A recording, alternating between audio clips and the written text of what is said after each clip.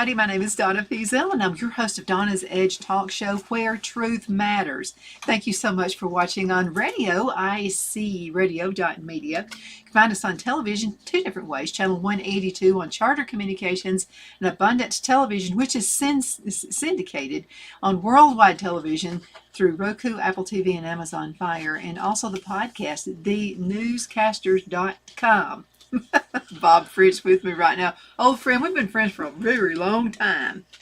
And Yes. It's so good to be with you. And Well, it's good to be here. well, every Christmas and every Thanksgiving, I always want you to come on the show. You need And to come Easter, you dial me in for And Easter. I know something happened. I wanted to do Valentine's Day last year, but you was afraid it might get a little dirty, so I can't recall, but I remember we didn't do Valentine's Day. we didn't do it. I let you talk me out of it last Yeah. year. But I'm not going to do it this time, okay? He's going to be on the show. I can always find reasons for you to come in, Oh my! and because of your studies, and which is important in today's time. But we're going to talk about Thanksgiving, or you're going to talk about Thanksgiving. So, how did the whole thing start? How'd the whole thing start? Well, it actually, what a lot of people don't know is the London Company financed the settlement at Jamestown. And let's see, I got it written down here. Something is in the 1620s. And this company, in chartering the boat for them,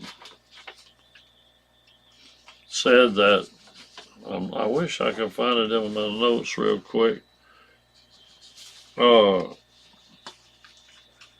Said that when you reach the New World, the first thing you must do when you get off of the boat called the Margaret, you must have a prayer of thanksgiving and a feast of thanksgiving. Mm-hmm. That was December the 4th, 1619, that they arrived, and they were called the Berkeley 100 in Charles County, Virginia. And they immediately got off the boat. This is in 1619. There were 38 of them. They got off the boat and they had a Thanksgiving celebration. And led the actual declaration of the London Company, and I'm going to read it to you, said that the day of our ship's arrival at the place assigned for plantation in the land of Virginia shall be yearly and perpetually kept holy as a day of thanksgiving to Almighty God. Now, that sends shivers up my spine. And that just aggravates the cat hair out of me that these idiots say that this nation wasn't founded on faith or religion. Well, these are the same people that think Bin Laden had good sense. Also, the same people who think you can identify as a cat and a dog. Yeah, isn't that something? Gosh, anyway. It's amazing. Well, all I can say is, where's a closet when you need one? That's true. So that's a story about the Berkeley plantation. Believe it or not, it's still there, and it's owned by the Harrison family. But they arrived there December 4th, 1619, and began celebrating with God. Well, naturally, we have a competitive group called the Pilgrims. Mm-hmm. And in 1621, they landed at Plymouth, Massachusetts. I have stood on that rock. And they gave Thanksgiving by having to have a good harvest. And they had one. And they had a feast. And they invited the Wampanoags, That's a mouthful. a tribe. Yeah. They invited them because they had, with the last surviving Pawtucket Indian family. They survived the winter by being taught how to grow corn by putting a tiny fish in the hole, which before you put seed in. Mm-hmm. Also, the Indians had plenty of food and they shared it.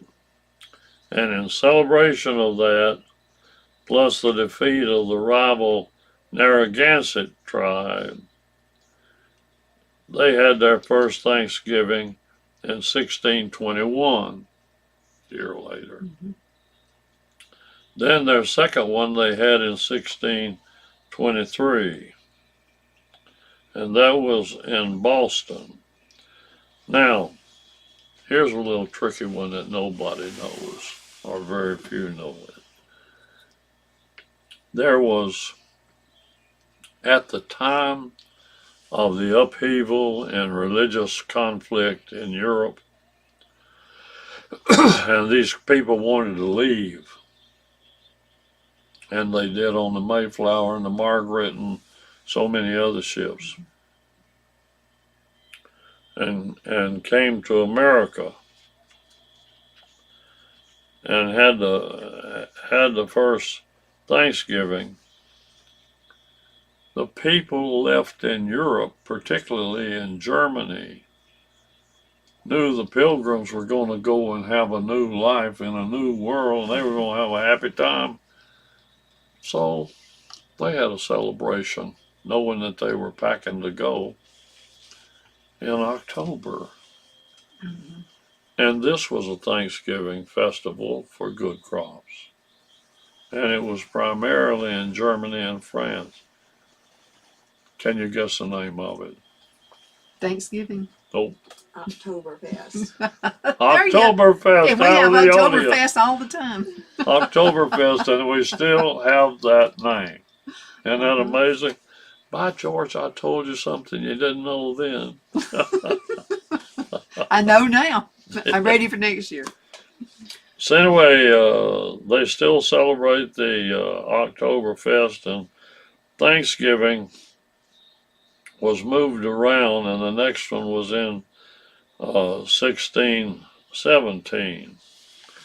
So Thanksgiving is an integral and important part of our American heritage, and primarily Governor Bradford of Massachusetts just practically codified it for the Plymouth colony.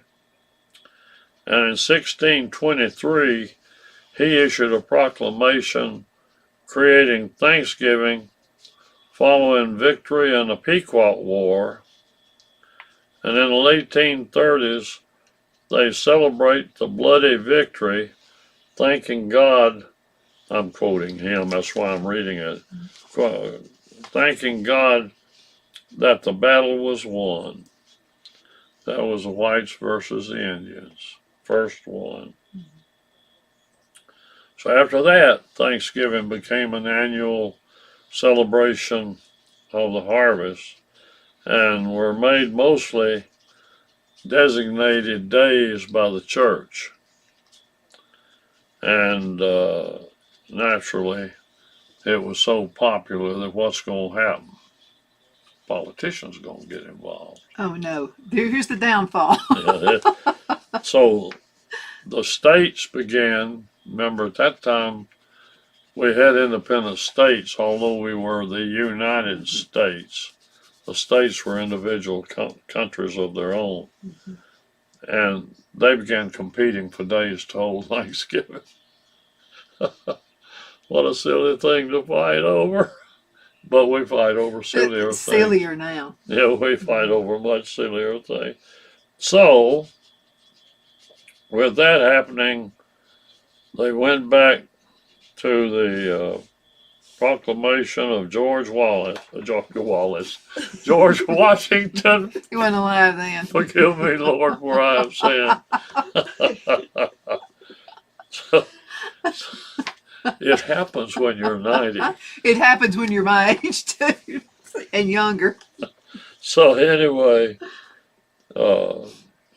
George Washington, in his brilliance, had thought that this would happen. And he had proclaimed the first national Thanksgiving celebration as November the 26th. And he did that in 1789. So you can see that these people these states and territories have been squabbling for almost 80 years. So he said that it should be November 26, 1789 is designated as a day of public thanksgiving and prayer, to be observed by acknowledging with grateful hearts the many and signal favors of Almighty God, and calling on Americans to unite in most humbly offering and prayers and supplications to whom the great Lord and ruler of the nations and beseech him to pardon the national sins of the people. So some of that's paraphrasing Washington, most of it's a direct quote. But he, being as brilliant as he was, is foreseeing that there's going to be competition, and that these people should realize that what it is a religious day, thanking God for the founding of a free country. And it just kills me to see these people paid by George Soros out there rioting in the streets over nothing. Anyway. Well, it's to keep you busy and keep you distracted. Of and course. again, when the government comes into anything, there's always going to be conflict. It's all about division, dividing us all. Yeah, well, the thing that some people don't understand is Thanksgiving was never a religious holiday. Thanksgiving has never, ever had anything to do with a church or denomination. A lot of people say, well, I go to First Baptist and we celebrate Thanksgiving, so it's a Baptist holiday. It's not. This is a national memorial holiday, and it cannot be denied. And you can't pawn it off on some religious sect as being idiots, which they do on most everything. It's like, now we hear it's making history. Everybody wants to make history in something. Most of the history has already been made. I mean, you're just Right. paraphrasing it. That's correct. And of course, Abraham Lincoln, being as great as he was, he knew that these problems were going on after the Civil War. And he passed a day, setting a day for Thanksgiving that had nothing to do with religion. Well, we had countries, like some Spanish countries in South America, have a Thanksgiving Day and claim it was their holiday and we stole it. So this goes back to the 1800s. And Franklin Roosevelt moved the day. I don't know whether I've got the date on that or not. Anyway, I'll tell you what, he moved it from where it was. They had it at, tried to make it nationally at November 6th. But we're in a depression, and we're trying to come out of it just before World War II. In 1939, when I was 6 years old, Roosevelt went to Congress and said we must establish a national day of Thanksgiving. And everybody thought, what a wonderful man. We already had it several times. Yeah, but you know what he is doing? He was establishing one more week for shopping before Christmas. Yeah, I wondered about that. Is it for retail? Let's go into a quick break. We're going to be right back in just a minute. At Liberty Bank, we're all about community. Whether it's to help with a charity fundraiser or help families in need, toys at Christmas, or a local football team, we're here for you. You see, we realize the importance of family. Sometimes it's to build a new home or necessary home repairs. We're here for you. If you like the feel of a small town bank with all the conveniences of a big city bank, we're here to serve you. You will find us at any of our convenient locations in DeKalb, Marshall, Etowah, and Blount counties in North Alabama. You can call and speak with any of our friendly staff at 256-659-2175 or check us out on the web at libertybankal.com. And thank you for your support of our community. Member FDIC Equal Housing Lender.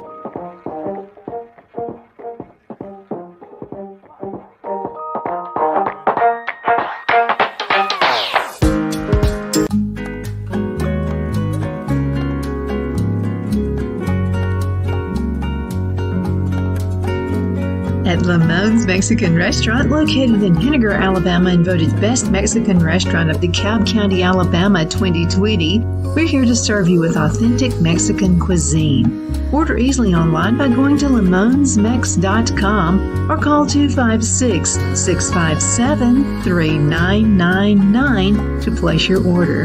We're open Sunday through Thursday 11 a.m. to 9 p.m. and Friday and Saturday 11 a.m. to 10 p.m.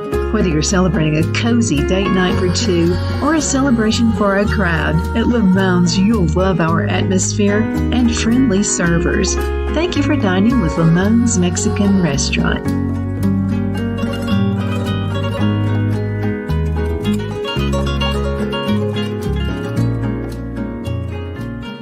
My Towels solved the problem that we've all had with towels. You go into the stores and they feel lotiony and soft, but then you get them home and they wind dry you.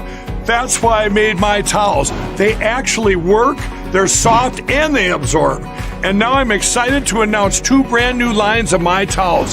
What makes them the best towels ever is they're now made with 100% long staple Shapir cotton. This is a combed ring spun cotton that makes My Towels even softer and more absorbent than ever. And now you get a 6-piece set for an amazing introductory sale price as low as $29.98. So go to MyPillow.com or call the number on your screen. Use your promo code to get My Towels for only $29.98. Or you can get my designer premium line for just $20 more. Either way, you save 50% now on all My Towels. They actually work. What a concept. This offer won't last long, so please order now. MyPillow.com. Jeff McCurdy of the McCurdy Law Firm has been a public service of this area for over 10 years. McCurdy, a member of the Henniger City Council, serves as prosecutor for the town of Sylvania and was named public defender for the city of Rainsville. The McCurdy Law Firm is located at 17326 Alabama Highway 75 in Henniger to better represent his Jackson and DeKalb County clients. If you need to be represented by a true public servant with proven success, call Jeff at 256-996-8701 or send a private email to mccurdylawfirm@gmail.com. No representation is made that the legal services performed is greater than the legal services performed by other lawyers.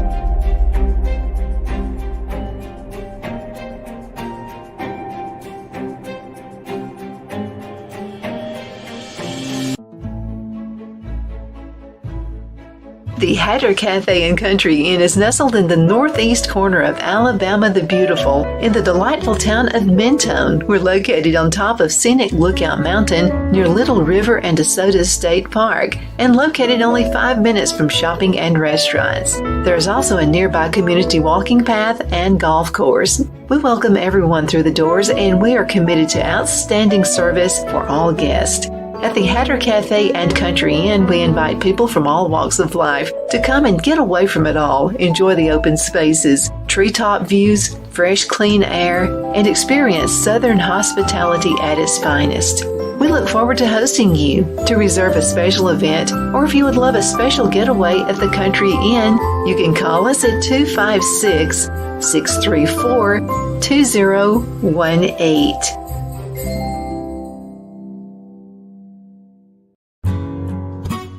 The only place I buy my beef is Lone Tree Ranch in Collinsville, Alabama. Their cattle is born and raised on their ranch, grass and grain fed, and you can feel confident when you serve your family and friends because their beef is all natural and no antibiotics or hormones are added. You can buy whole beef or perhaps go in with family or friends and buy half. Their customer service is number one as they take care of the delivery to their local processor and can deliver to your home for a small added fee. They also offer herd replacement heifers. I always call Lone Tree Ranch in Collinsville, Alabama for my beef specialty recipes and cookouts, and you can too. Food shortages are increasing, so buy local by calling 256-523-6462. That's 256-523-6462. Okay, we're back. My name is Donna, and I'm your host of Donna's Edge Talk Show. I have with me Bob French, attorney, doctor, author, speaker. You must carry a big business card. So anyway, he's still practicing law, and it's so good to be with you today. We're gonna go ahead and finish off. We have just about a little bit over 10 minutes left in this segment.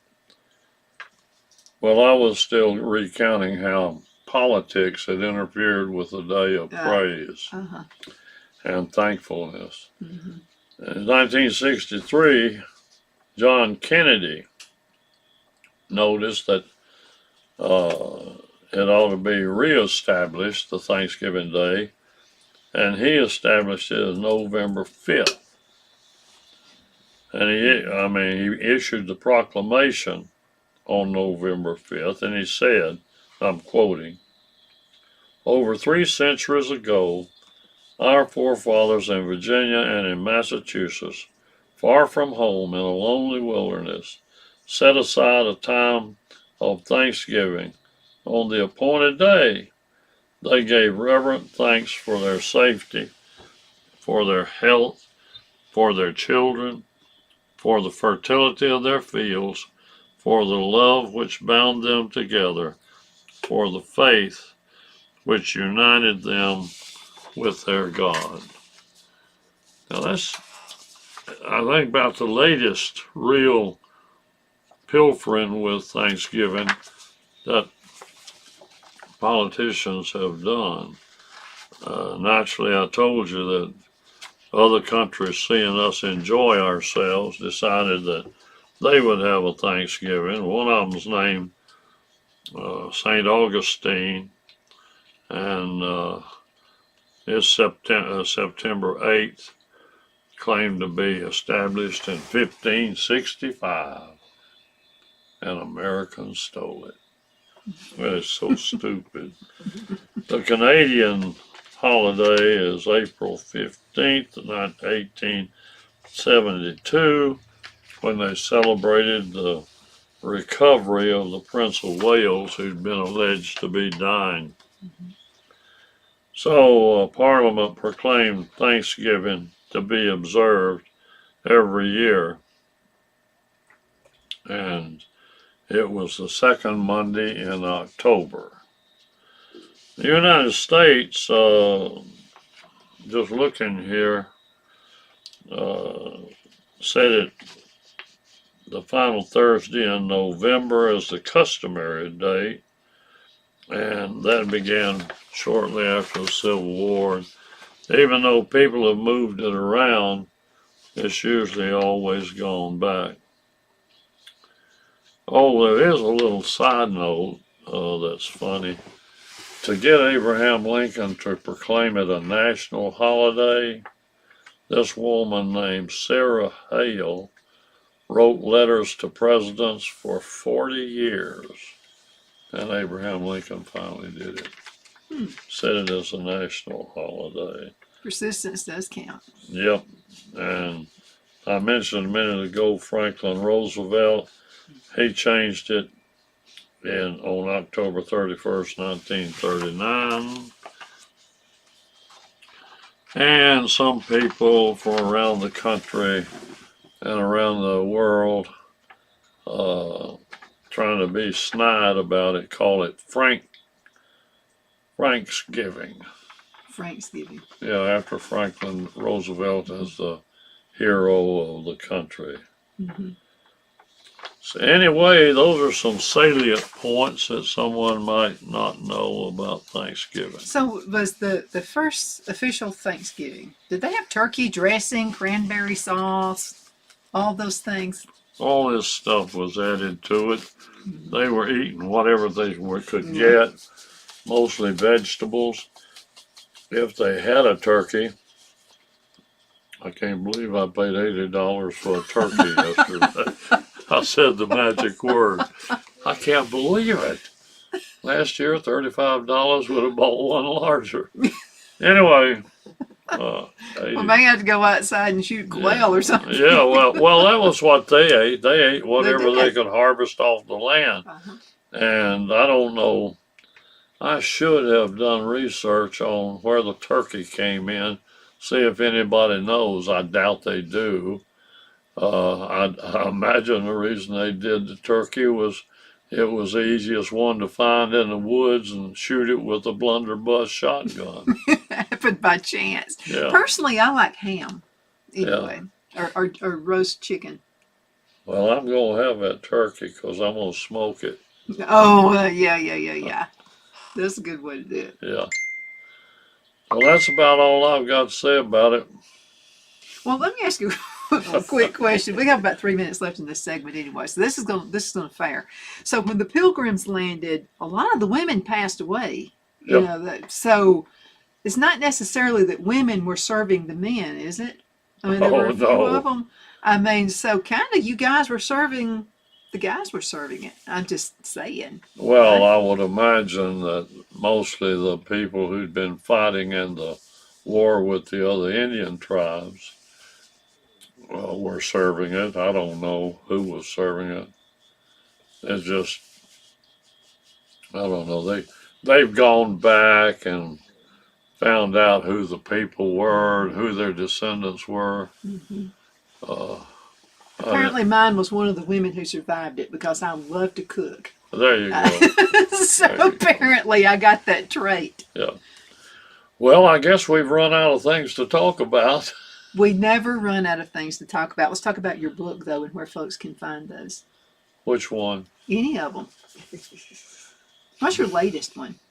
Is the one you're working on right now you can't tell me No, about I've yet? got a bunch of them written, but the latest one is a Christmas story about Betty Noel Mhm. that nobody knows. And in the DeKalb magazine, this issue, they have the history of the Opera House, Mhm. which is very interesting.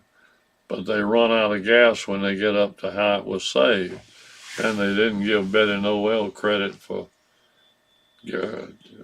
confiscating the curtain of the Jewel Theater in Birmingham. Well, That you're curtain- going to do that on the Christmas segment.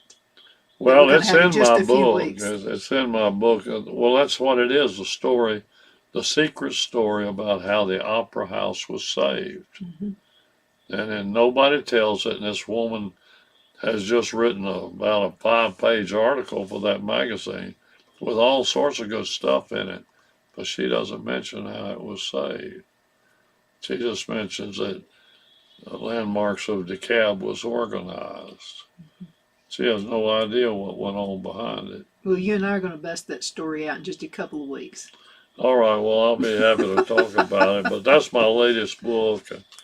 I've got other books ready to go, but I haven't. I just can't catch up on time.